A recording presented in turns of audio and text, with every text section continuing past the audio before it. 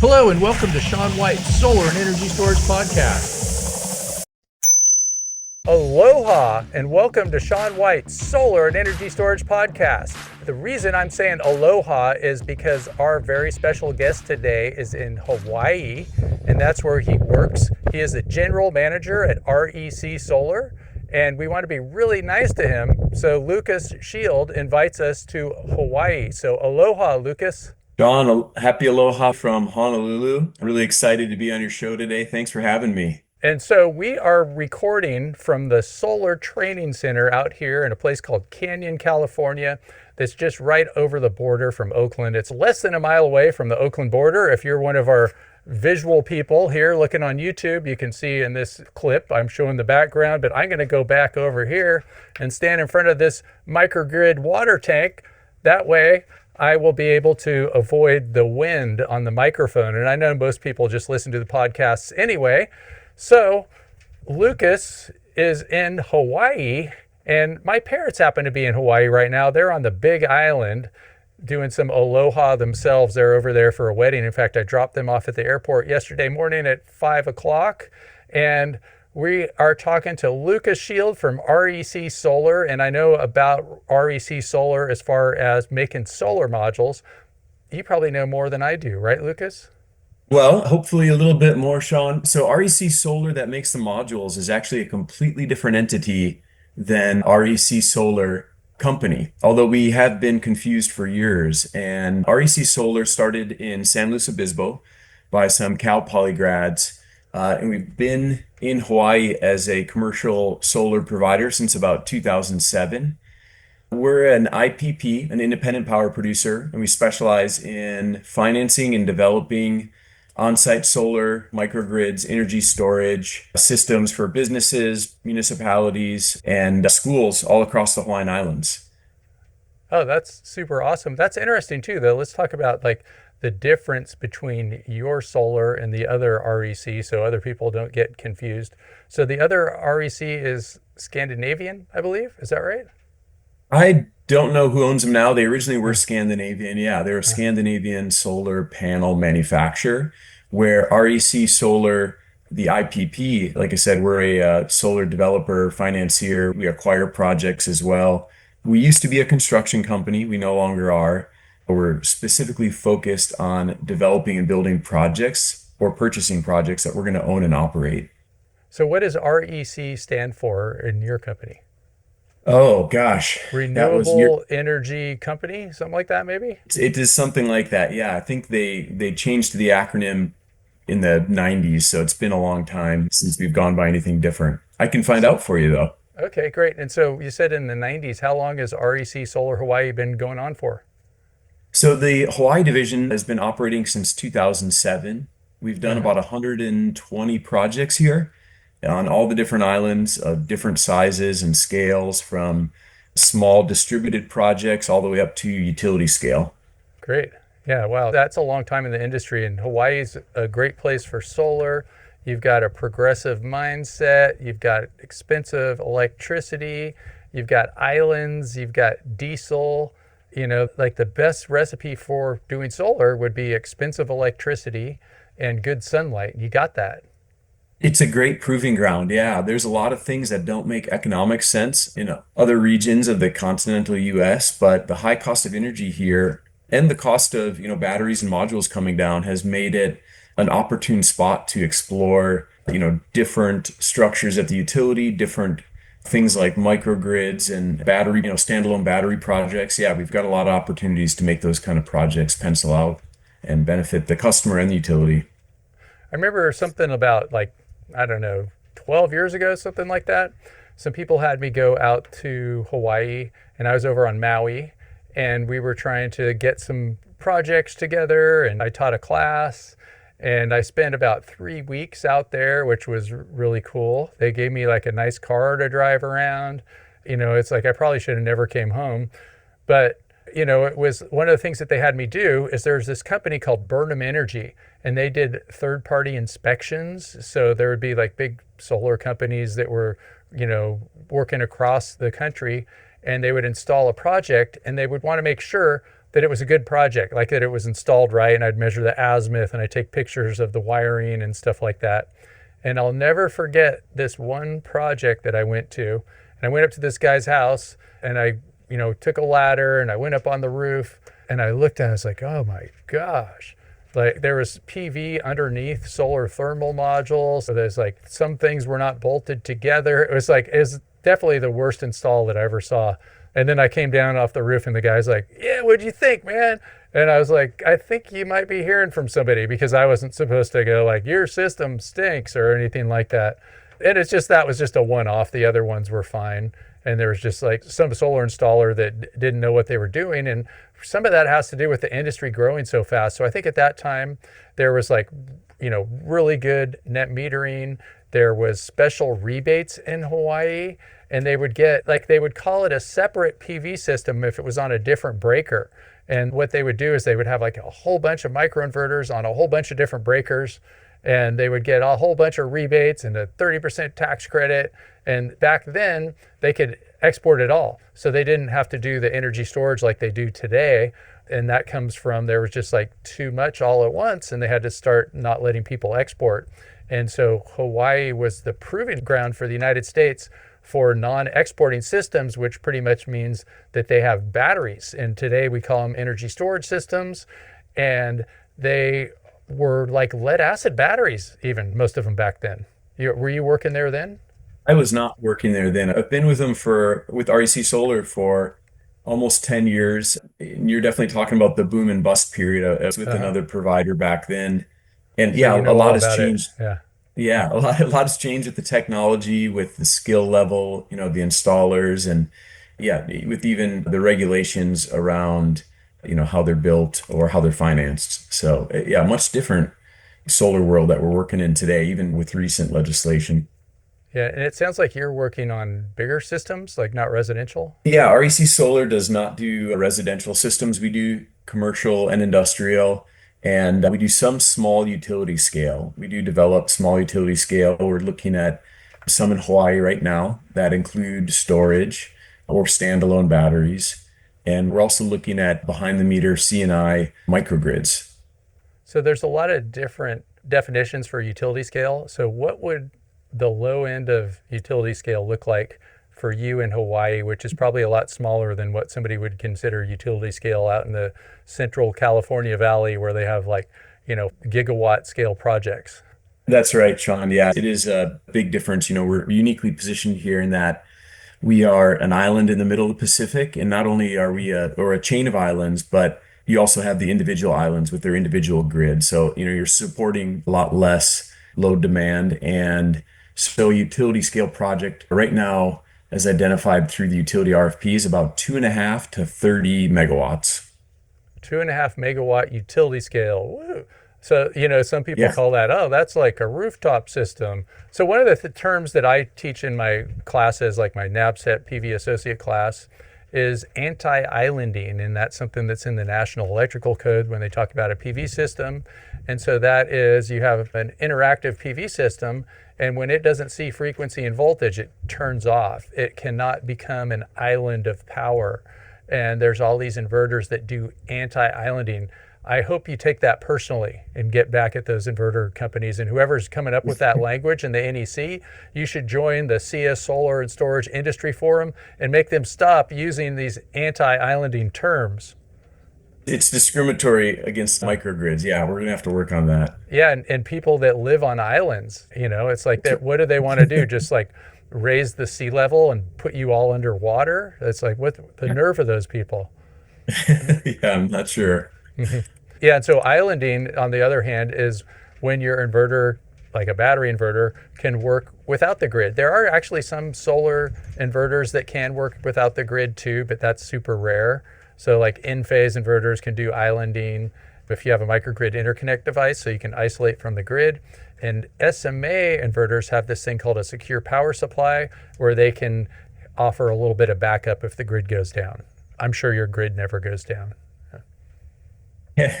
We have a lot of different grid issues, and I'm just starting to learn about all the different technologies like you're speaking to. Recently with the Lahaina wildfires, Hawaii instituted the public safety power shutoffs, just like California, Yeah. right? So now the utility will turn the power off. So there's no electricity flowing through distribution or transmission lines in times of like high wind events. Yeah. And so, that made it another moment where people are starting to consider microgrids, where they have critical infrastructure. You have a hospital and you need it to stay powered on, through a hurricane or even just a wind event. And, you might have some water pumps even that need electricity, Yeah. Like during the these one wind that I'm events. standing next to. Yeah. Yeah. One you're standing next to, exactly. If there's a wildfire, they want to keep pumping water and keep reservoirs filled. And this is where we're kind of seeing more and more interest in microgrids in Hawaii. Yeah, yeah, perfect, perfect. Yeah, and in a way too, like according to somebody in a really populated place, like say you were standing in Shanghai right now, they would call each Hawaiian island a microgrid probably from their perspective. Exactly. No, you nailed it, Sean. And that's something people forget about. Like, we're not pulling energy from neighboring states, right? Or even neighboring islands. There's no transmission lines between the islands, which seems obvious to some, and to others, they've never thought about it. So each island is its own microgrid. And then you have isolated communities on those islands that are, not necessarily microgrids, but could definitely benefit from a microgrid if there's an extreme weather or environmental event. It could be a lava flow, right? Your parents are in Hawaii right now. Kilauea is on its 30 something event. Yeah, another friend of mine, Carly Rixum, who's the executive director of the American Solar Energy Society, she just got a place over there in Pahoa, and that's right by I think she got a good deal because of the lava. Land is cheaper over there, definitely. It's a high risk area. She's very near the geothermal station there. And yeah, a lava flow can cut off power to a community, through damage to infrastructure and, a substation or a transmission line. So yeah, it's real. It's a real deal. Well, what about that guy? I don't know if you're familiar with Bukele in El Salvador, but apparently they are mining Bitcoin with volcanoes. Have you heard anything like that? But you did No, say something about geothermal on the Big Island. So they are kind of like using volcanoes to do stuff to make electricity. they do have, I think it's a 30 megawatt geothermal plant over there on the Hilo side of Hawaii Island. Yeah. That's pretty cool. Yeah. I do wonder about geothermal because it's like you go down deep enough and it's hot no matter where you are. And I've always kind of Yeah. wondered why we don't have more geothermal. Like, I guess maybe it's just hard to have a nice stable connection with lava. Yeah, I'm not an expert on it. I know there's a lot of cultural issues in Hawaii around geothermal. As far as the technology, yeah, it's not really my expertise. Oh, yeah, they're like going for Pele's blood or something. Yeah. That's right. Yeah. So that's pretty cool. You're doing like smaller utility scale projects. And what does something like that look like these days? Like, just like 2.5 megawatts, 5 megawatts, where it's utility scale, but it has batteries with it and it's just connected over to the utility. In fact, if you're using the National Electrical Code to use Article 691, that's just kind of intended for utility scale systems, you got to be at least 5 megawatts. Then you get a special set of rules. But if it's utility owned, then utilities don't have to follow the NEC. They have the NESC, the National Electrical Safety Code, to look at. Okay. Yeah, we're doing, I think the minimum is 2.5 megawatts and the max is 30 megawatts on the island of Hawaii. There's also Oahu, which I think goes up to 142 megawatts in this RFP. But for both islands, they're looking at 4 hours of battery storage. It does have to have grid forming capabilities, and you probably know more about that than I do, Sean. But REC itself is looking at about 2.5 to 30 megawatts with those 4 hours of battery storage. And so this is a requirement for the grid forming capabilities now that they have in Hawaii. That's really cool. And that's the future. Yeah. They're doing a lot of that in Australia because Australia has like the greatest per capita amount of solar that there is. They're installing PV systems for residential for like close to $1 a watt. There's just a lot of progressive solar stuff that they have going on there. And so when you have a good portion of your grid based on inverters don't have this stuff called inertia.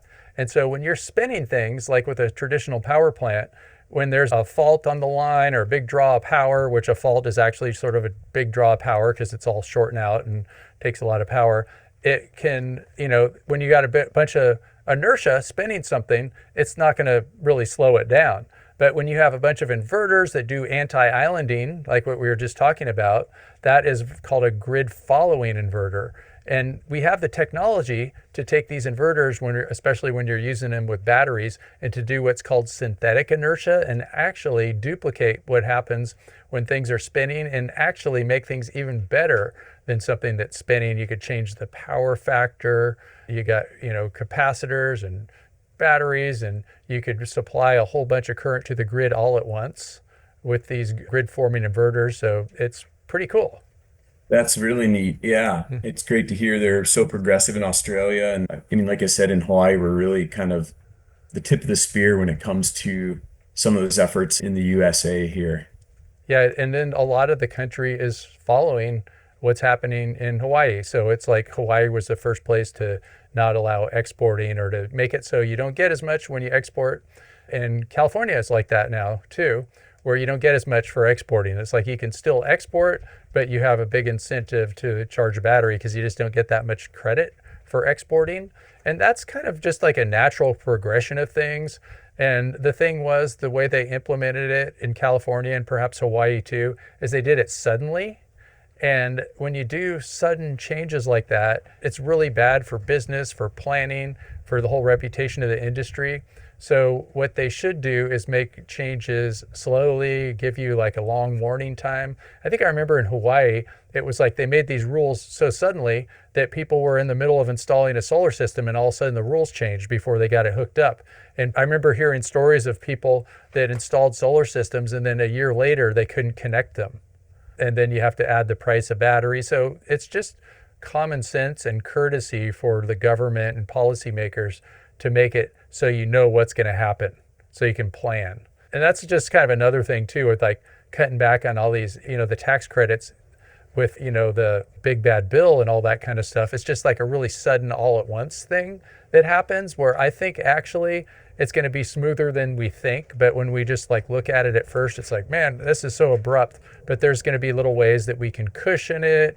And, instead of putting it on your own house and you owning it, somebody else owns it and you still get the tax credit for a couple of years. And then a couple of years later, they're going to change the rules before it expires. And then we'll still have some tax credits. I think that's what's going to happen. But Yeah, the solar industry's always been an adaptive industry, right? We've all been part of the solar coaster and we're still monitoring like the market dynamics and evolving policies, and we're prepared to adapt as needed. Solar's always been pretty easy to deploy compared to other energy technologies. And the reality is it remains the lowest cost of electrical generation. And with AI and data centers, we know electricity demand's growing across the US. So if you want to get energy today, and that's usually when people need it, right? They're not looking 10 years down the road saying we're going to need 5 gigawatts in. They're like, we need this energy now. Let's build a power plant. To get power to your servers, solar is really still the quickest way to do it. So yeah, we're committed to adapting as needed to meet demand and help our customers meet their energy goals. And everybody's energy goals are a little different too. So a lot of it is just listening to them and seeing what they're trying to do. yeah, it does take a long time for all these different energy sources to get built and connect and planned and all that kind of stuff. And solar is pretty quick, but I wish it was faster. I wish you could just like go do it today. Like actually doesn't Hawaii have some kind of like fast permitting process? They do have a new permitting process that you can get expedited permits for solar that does help, get projects online quicker. It's a work in progress, but it's helpful in an industry that, like I said, people need power right away, not yesterday, they want it today. So, yeah. We interrupt you for a very important announcement. Sean White's Solar and Energy Storage Podcast has been brought to you by Sean White's Solar and Energy Storage Podcast. That's right, Sean White is sponsoring his own podcast, and he wants to remind you to go check out some of his classes. You can go to SolarSEAN, that's solar, SEAN.com, and then click on the links to check out his classes. You can check out his heat spring classes, and you can also hire him to teach classes for you, like at your company, something like that. Now back to the show.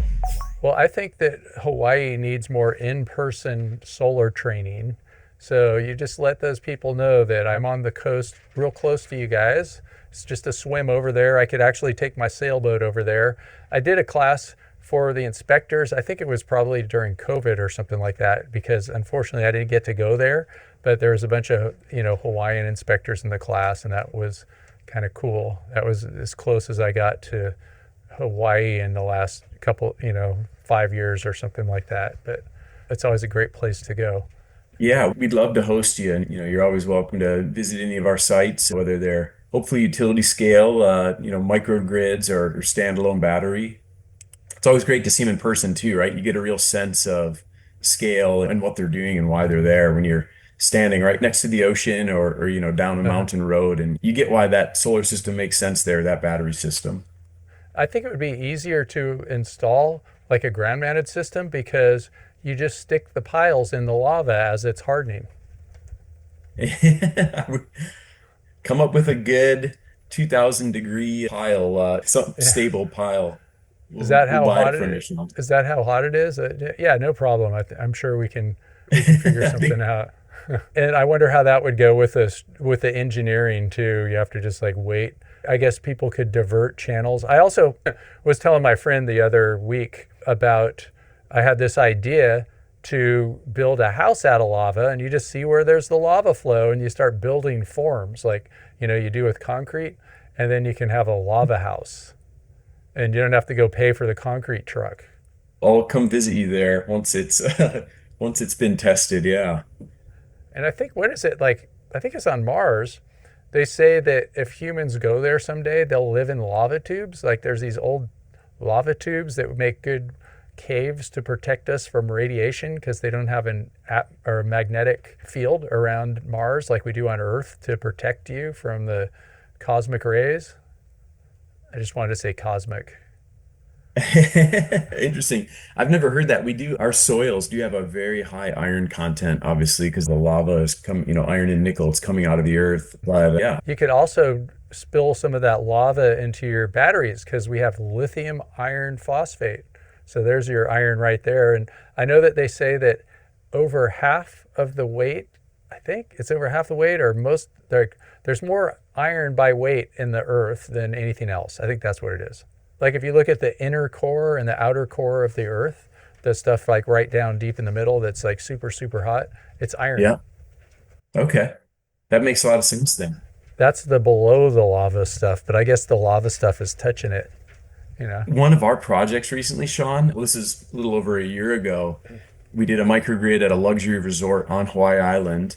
And this was during the Mauna Loa eruption. I don't know if you remember that, but it was a pretty significant lava eruption for several days where the molten lava was making its way down the mountainside to the major road between the harbor and our job site. And there's only one harbor that could handle, these 80,000-pound batteries But and one road. So we were getting really nervous as this lava encroached that road that we were not going to be able to get the batteries delivered at all, and get this microgrid running. Luckily, the lava eventually stopped short of the road, and we were able to get the batteries delivered. yeah, I remember my friend's brother, he's got a place out there also in Pahoa. I mentioned Pahoa, that's out on like the far side of the big island from where you land at the big airports and all that kind of stuff. And he had a lava flow interrupt his road, and all of a sudden it took an extra hour to get home. You never know. I mean, it's again, being on a remote island, whether it's a hurricane or a lava event, or even recently a tsunami, right? These extreme weather or environmental events, we're isolated. Could be days before you get help. So all the more reason to, protect your critical infrastructure with solar or batteries. Just, create novel solutions around how you're going to operate, your business or your home. Do you have any good Hawaiian solar and storage statistics, like how many watts per person, or like are you number one? I remember Hawaii was always number one per capita, but then I think maybe it was like Arizona might have got more, Arizona or Nevada, something like that. Because there's maybe it's Nevada because there's not a lot of people there, and there's a lot of solar plants. I don't have any right offhand. I know that, our RPS, our renewable portfolio standard, across the Hawaiian Islands is around 36%. We're operating 36% of our power resources off of renewables. I know on the island of Kauai, there's some days that they're 100% RPS. And, of course, the entire state goal is to be 100% renewable by 2045. And that's, statutory, that's written into law. So that's pretty unique. We're working hard to get to that goal. Obviously, it's going to take a lot of projects to be installed here in the next decade and for them to be operating, and online by 2045. Cool, cool. Yeah, I've been to Kauai a few times too, and that's kind of like the smaller of the main islands. Of course, Hawaii's got like a lot of islands if you start counting really small ones that go kind of far, I guess. But I think that Kauai is like the farthest north of the main islands, and it sits right on the Tropic of Cancer at 23.5 degrees, which is a tilt of the Earth. And then anything further north than that, the sun never gets over your head. That's an interesting fact. Yeah, I know you're right. It is. I think there's about 30,000 people, 40,000 people on Kauai. And yeah, it is the furthest northwest of the Hawaiian Islands. Hawaii Island, of course, being the furthest east, southeast, and Oahu kind of smack dab in between those two. Yeah, yeah, and that's where you are, Oahu, and that's where like Tom Cruise flies airplanes or something. Is that what it's known for? I don't know. You may fly islands here. Oahu, of course, we've got Diamond Head and Pearl Harbor and 5 different military bases. We've got 90% of the population of people on Oahu. So, of course, the most energy demand is right here. We've got the center of government as well. Wow, that's a good statistic. 95% of the people in Hawaii are on Oahu, which is where Honolulu is. Yeah, so I think there's about 1.4 million people, I think, in the Hawaiian Island chain. And there's about 1 million of those people on Oahu. And to even shrink down more, I think about 900,000 of them are actually in Honolulu. So it's a pretty dense city on a pretty dense island. Yeah, I remember when I was staying there on Maui and I would do some of those inspections. What I would do is I would, take the early morning flight, which is just, like a little jump from island to island. And then I would go take a taxi to I'd go to the rental car place. I think it was just at the airport. Maybe it was a shuttle bus. And then I would rent a van. Then I would drive to Home Depot and rent a ladder. And then I would see how many houses I could get to before my flight left in the evening.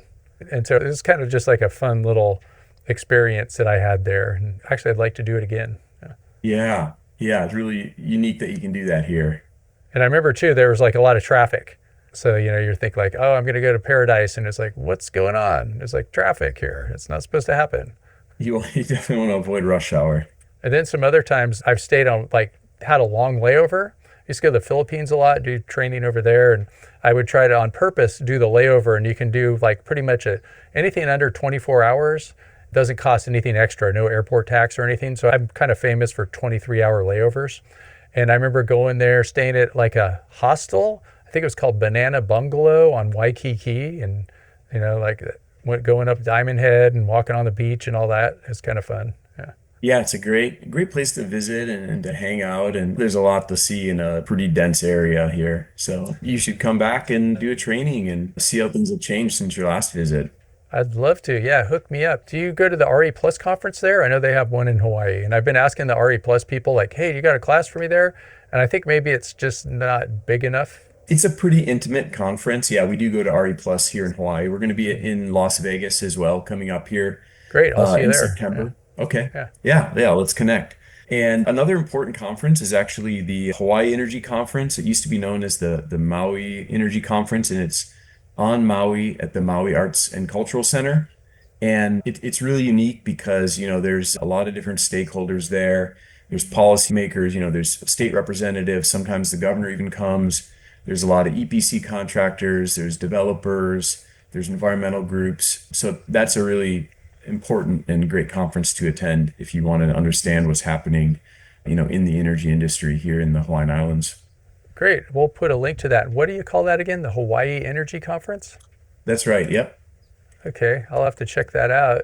And everybody, let's go to that. Maybe they need some solar training there at that conference. And I imagine that Hawaii Energy Conference is pretty much renewables these days.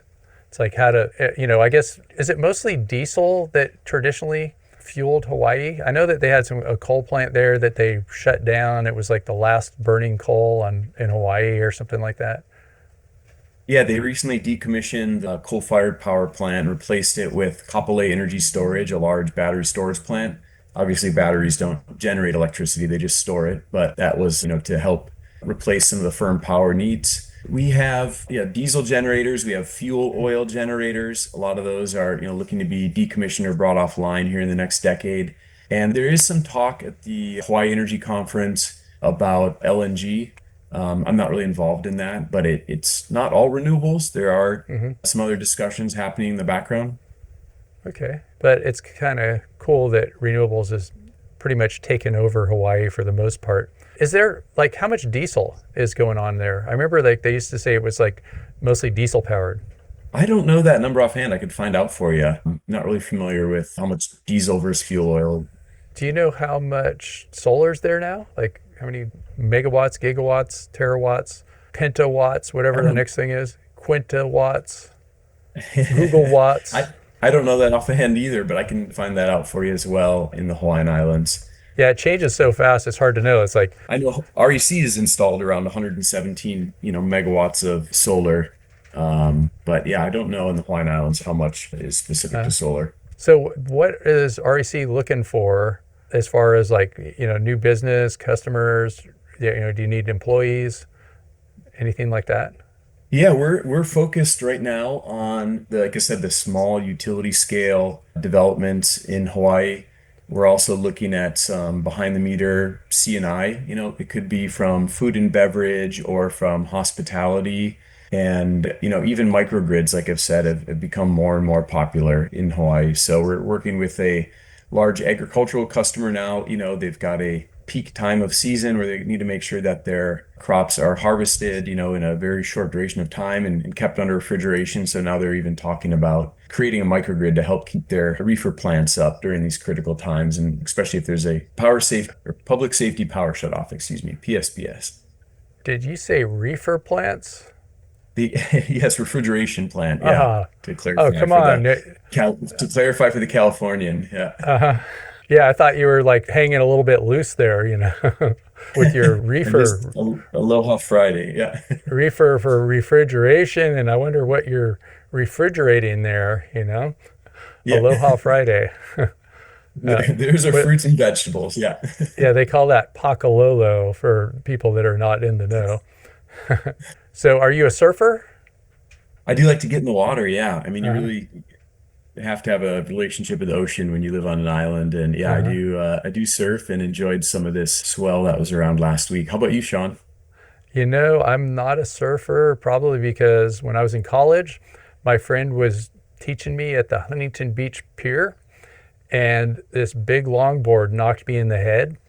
And I haven't really tried to surf that much. I did go to Taiwan with my friend Nick from Germany, and we did rent some surfboards one day and gave it a shot. But we were just trying to teach ourselves. It'd be kind of cool. I think I'll pick it up in another 20 years, maybe something like that. Yeah, it's great. You find the right spot and get out in the water and get to have some fun just riding the waves. Doesn't have to be big, it can be small. It's really just about getting out there and having a good time. Yeah, and then those swells are good analogies for the solar coaster. Except especially because the sea level keeps rising too. So that's how the solar industry keeps on rising. And the reason that the solar industry keeps on rising is because the sea level is going to rise. And so we're the cure for all that stuff. Sean, you know what you would have loved? Actually, last year at RE Plus Hawaii, REC Solar hosted a surf event, a dawn patrol. Oh And yeah. we invited different partners to come surf with us right outside of where the convention was being held. We had surf instructors. If you didn't know how to surf, if you did, we just had boards for you so you didn't have to carry it off and go to the conference. But we got up before the sun rose and with some of our partners and yeah, caught some waves. It was a great time. So Are you we'll guys going we'll to do do it that again again? next year. You will? Yeah, we'll Okay. do it again next year. Yeah. So I want to do that. And I'll be one of those beginner guys that has a surf instructor. Perfect. No shame. Yeah. It'll be fun. It'll be like Baywatch or something.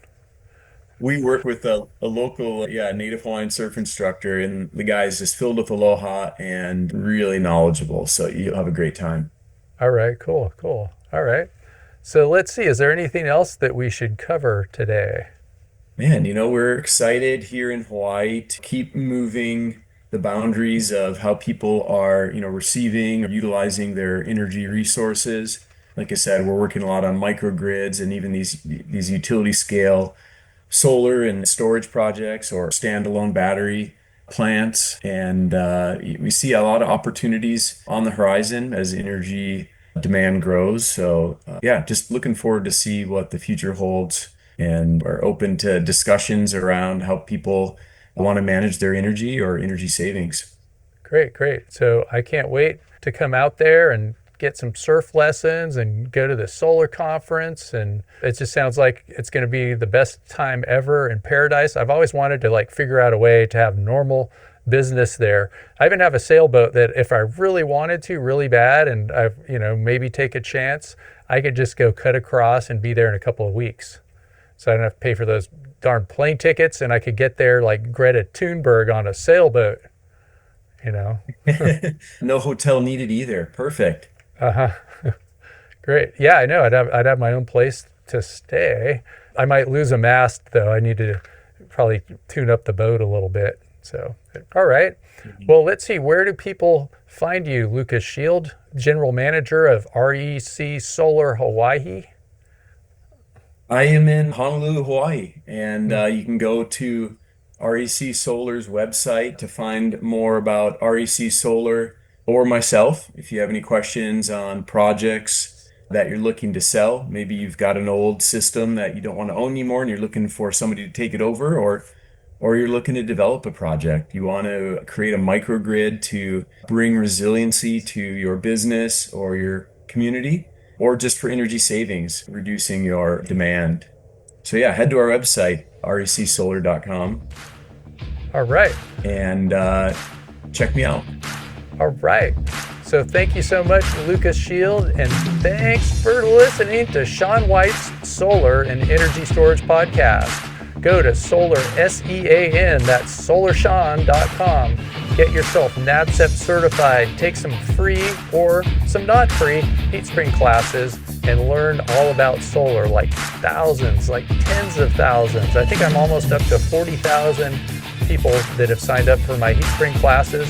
So get on with it, get with the people, and do a lot of solar, and I will see you in Hawaii. Aloha. Hang loose. Woo! Aloha, Sean.